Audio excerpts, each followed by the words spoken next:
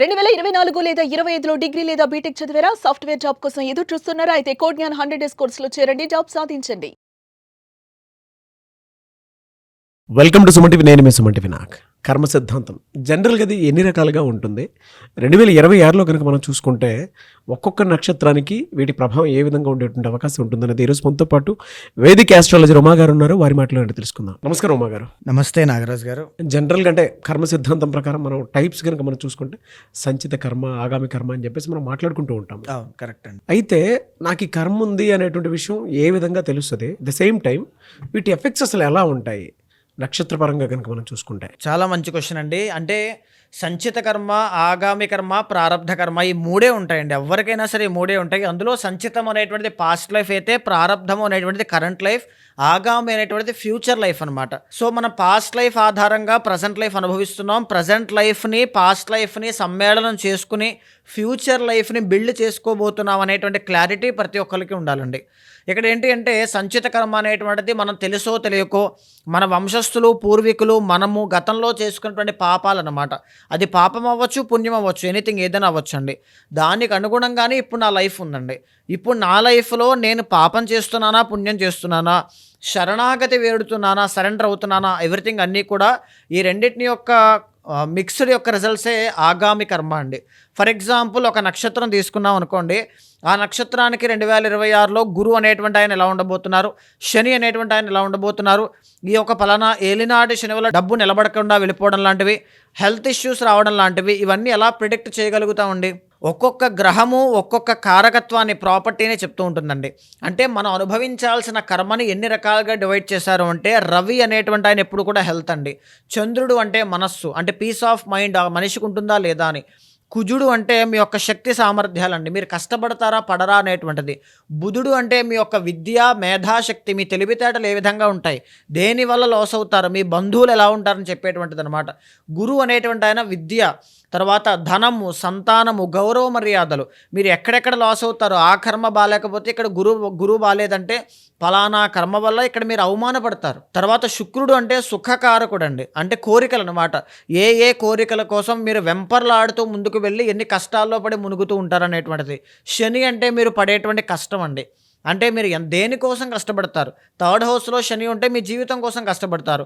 Second హౌస్లో శని ఉంటే అత్యాశ పెరుగుతుంది. లగ్నంలో శని ఉంటే అనారోగ్య ఇబ్బందులు వస్తాయి, అంటే ఆరోగ్యం బిల్డ్ చేసుకోవడానికి కష్టపడతారు. సో ఇక్కడ తర్వాత రాహు అంటే డిస్ట్రాక్షన్స్ అండి, అంటే మీ యొక్క అత్యాశ అన్నమాట. కేతు అనేటువంటి ఆయన మీ ఆధ్యాత్మికత, మీలో ఉండేటువంటి పరతత్వము. సో ఈ యొక్క ఎలిమెంట్స్ని పట్టుకుని ఆస్ట్రాలజీ పరంగా సంచిత కర్మ అనేటువంటిది ఏ విధంగా ఉంటుంది, ఆగామి కర్మ ద్వారా వాటిని సవరించుకోవాలి అనుకుంటే ఎలాంటి పూజాక్రతువులు ఆచరించుకుని భగవంతుణ్ణి, ఏ రకమైనటువంటి దేవతా స్వరూపాన్ని, అంతా కూడా పరమాత్మ స్వరూపమేనండి. అందులో వినాయకుడు ఒక విషయాన్ని తెలియజేస్తూ ఉంటే, శివుడు అనేటువంటి ఆయన ఒక ఫిలాసఫీని తెలియజేస్తూ ఉంటారు, విష్ణుమూర్తి అనేటువంటి ఆయన ఇంకొక ఫిలాసఫీని తెలియజేస్తూ ఉంటారు. ఏ దేవతా స్వరూపాన్ని, పరమాత్మని మనం శరణు వేరడం వల్ల ఆ పూర్వజన్మ పాపము అంతా కూడా క్లియర్ అయిపోయి మనల్ని మనము ప్యూర్ చేసుకోవడానికి ఉపయోగపడుతుంది అనేటువంటిది ఈరోజు మనం మాట్లాడుకునేటువంటి ఆస్ట్రాలజికల్ నక్షత్రాస్ అండి. పూర్వాషాఢ నక్షత్రం వారికి కనుక మనం చూసుకుంటే అండి 2026లో ఈ కర్మ సిద్ధాంతం ప్రకారం ఏది ఉండేటువంటి అవకాశం ఉంటుంది? ఇయర్ మొత్తం అసలు ఏ విధంగా ఉంటుంది? అండ్ 1, 2, 3, 4 పాదాల వాళ్ళది క్యారెక్టరిస్టిక్స్ అండ్ ట్రేట్స్ ఏ విధంగా ఉంటాయి? తప్పకుండా అండి. పూర్వాషాఢ నక్షత్రం ధనస్సు రాశికి సంబంధించినటువంటి నక్షత్రం అండి. సో వీళ్ళు ఏంటి అంటే వెల్తీ నక్షత్రం అంటే పూర్వాషాఢ అండి. చాలా లక్కీ పీపుల్ అనమాట. వీళ్ళు కష్టపడిన దానికి ప్రతిఫలం చాలా తొందరగా వస్తూ ఉంటుంది. లక్ ఫ్యాక్టర్ చాలా బాగా కలిసి వస్తుంది. ఒక పక్కన ఆధ్యాత్మికత, ఒక పక్క మెటీరియలిస్టిక్ థింగ్స్ మీద ఉండేటువంటి కమాండ్ కానీ రెండూ కూడా చాలా బాగుంటాయండి. రెండింటినీ బాగా బ్యాలెన్స్ చేయగలరు, మేనేజ్ చేయగలరు, లైక్ కృష్ణ అనమాట, కృష్ణుడిలాగా. సో ఇక్కడ ఏంటి అంటే 2026వ సంవత్సరం వీళ్ళకి ఎలా ఉండబోతోంది అంటే అఖండమైన రాజయోగం కనబడుతోందండి. ఏ పరంగా? డబ్బు పరంగా, సక్సెస్ పరంగా, కెరీర్ పరంగా, జాబ్స్ పరంగా, అన్ని పరంగా రాజయోగం కనబడుతోంది.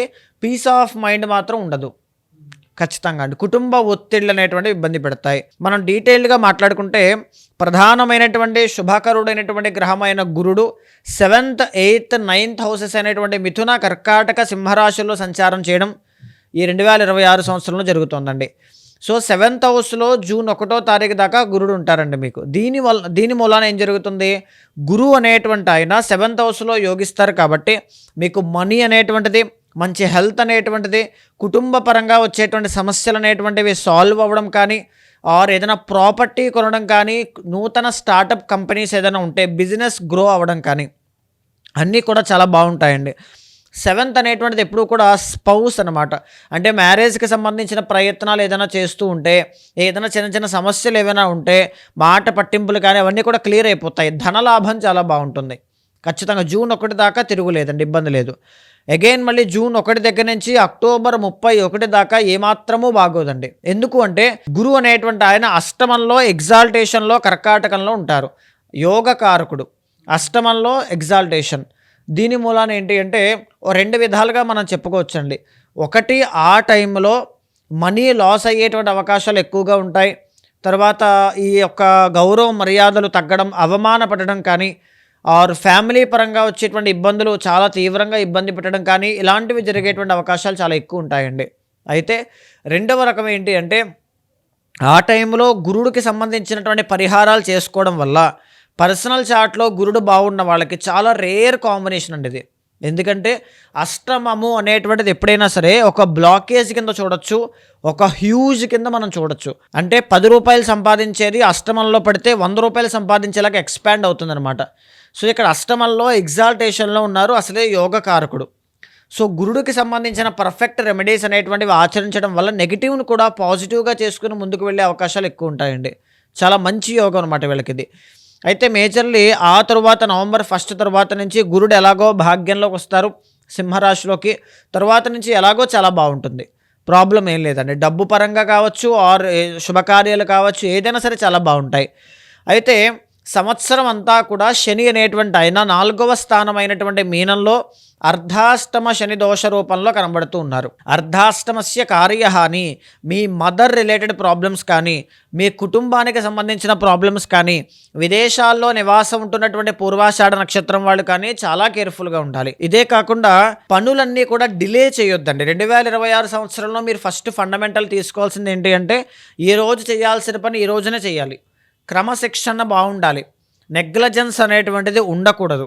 తర్వాత ఎప్పుడైతే పనులు వాయిదా వేయడం స్టార్ట్ చేస్తారో ఆ పని పూర్తవ్వదు. ఇది బాగా గుర్తుపెట్టుకోండి.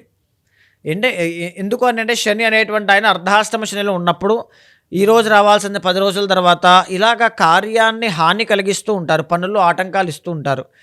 దాన్ని శని యొక్క దోషాన్ని తొలగించుకునే విధంగా కర్మ ఉంటుంది. కాబట్టి ఈ యొక్క కాళీదేవికి సంబంధించి, కాళీమాతకి సంబంధించిన స్తోత్రాలు చదువుకోవడం, బలంగా ఒకసారి హోమం చేయడం ఇలాంటివి చేయడం వల్ల ఆ శని యొక్క ప్రభావం పోతుంది. ఇకపోతే 3వ స్థానంలో రాహు అనేటువంటి ఆయన కంప్లీట్లీ ఇయర్ అంతా కూడా ఆల్మోస్ట్ నవంబర్ 25 దాకా బాగున్నారండి. దీనివల్ల మంచి మనీ లాభాలు అనేటువంటివి చూడడం, తర్వాత అదృష్టం కలిసి రావడం, ఆర్ లేకపోతే సిబ్లింగ్స్ వల్ల ఉన్నటువంటి తోడబుట్టిన వాళ్ళ వల్ల, తోబుట్టువుల వల్ల చాలా బాగా కలిసి రావడం, మంచి సఖ్యత అనేటువంటిది కుదరడం, వ్యాపారంలో లాభాలు చూడడం, లక్ ఫ్యాక్టర్ అనేటువంటిది చాలా బాగా కలిసి వస్తుందండి. అయితే వీళ్ళకి సంవత్సరం మొత్తంలోనూ కూడా లేనిది ఏంటి అంటే ప్రశాంతత, హెల్త్, 3వది కుటుంబ ఒత్తిడి. ఈ 3 కూడా ఈ యొక్క పూర్వాషాఢ నక్షత్రానికి చాలా ఇబ్బంది పెడతాయండి. హెల్త్ పరంగా ఆల్రెడీ క్రానిక్ హెల్త్ ఇష్యూస్ ఉన్నటువంటి వాళ్ళు చాలా కేర్ఫుల్గా ఉండండి. మదర్ రిలేటెడ్ ప్రాబ్లమ్స్ కానీ, ఏదైనా అమ్మగారికి హెల్త్ ఇష్యూస్ ఉన్నటువంటి వాళ్ళు ఇంకా జాగ్రత్తగా ఉండండి. కుటుంబ ఒత్తిడి మేము ఫేస్ చేస్తున్నాం అనుకునేటువంటి వాళ్ళు, ఫ్యామిలీ ప్రాబ్లమ్స్ ఉన్నటువంటి వాళ్ళు మరింత జాగ్రత్తగా ఉండండి. మాకు ఏదైనా యాంగ్జైటీ ఇష్యూస్ అనేటువంటివి తరచూ ఇబ్బంది పెడుతుంటాయి అనుకునేటువంటి వాళ్ళు కూడా చాలా కేర్ఫుల్గా ఉండాలి. హెల్త్ పరంగాను, ఫినాన్షియల్ పరంగాను ఏ విధంగా ఉంటుందండి? అంటే మంత్లీ వైజ్ చూసుకుంటే, మంత్లీ వైజ్ చూస్తే ఎప్పుడైనా సరే ఒక సంవత్సరంలో గ్రహాల యొక్క ట్రాన్సిట్స్ అనేటువంటివి జరుగుతూ ఉంటాయి. కాబట్టి ప్రతి నక్షత్రానికి కూడా మిక్స్డ్గానే మనం చెప్పుకోవాల్సి వస్తుందండి. అయితే ఇప్పుడు మీరు అడిగిన క్వశ్చన్ ఓన్లీ హెల్త్ పరంగా అడుగుతున్నారు కాబట్టి హెల్త్ పరంగా క్రానిక్ హెల్త్ ఇష్యూస్ ఉన్నటువంటి వాళ్ళు చాలా కేర్ఫుల్గా ఉండాలి. ఎప్పుడు జాగ్రత్తగా ఉండాలి? జూన్ 1వ తారీఖు దగ్గర నుంచి అక్టోబర్ 31 దాకా చాలా కేర్ఫుల్గా ఉండాలి.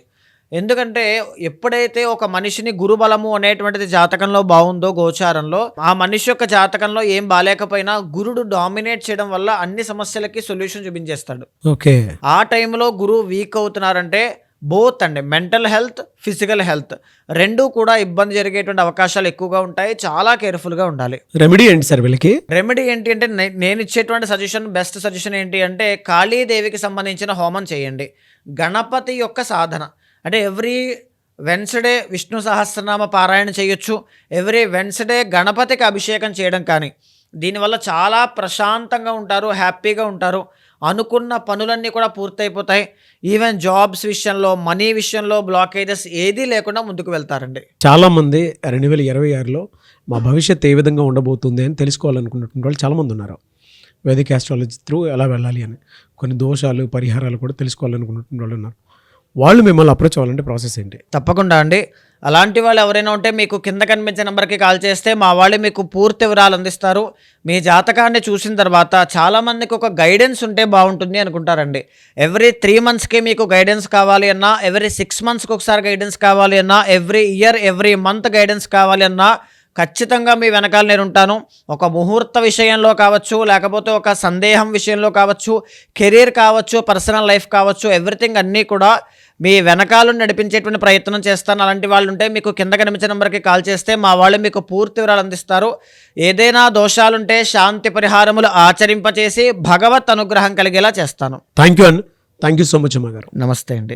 చూసారు కదండి వీడియో. ఈ వీడియోపై మీ అభిప్రాయాన్ని కమెంట్ బాక్స్లో పోస్ట్ చేయండి. ముఖ్యంగా మీరు కనుక 2026లో వేదిక్ ఆస్ట్రాలజీ త్రూ మీ లైఫ్ స్టైల్ ఏ విధంగా ఉండబోతుంది అనేటువంటి విషయం తెలుసుకోవాలనుకుంటే, అండ్ ఏదైనా దోషాలు ఉంటే దాన్ని క్లియర్ చేసుకోవాలి అనుకున్నటువంటి వాళ్ళు స్క్రీన్ మీద ఉమా గారి కాంటాక్ట్ నెంబర్ కనిపిస్తుంది. దాన్ని మీరు కాల్ ఆర్ మెసేజ్ వాట్సాప్ చేసి వెంటనే అపాయింట్మెంట్ బుక్ చేసుకోండి.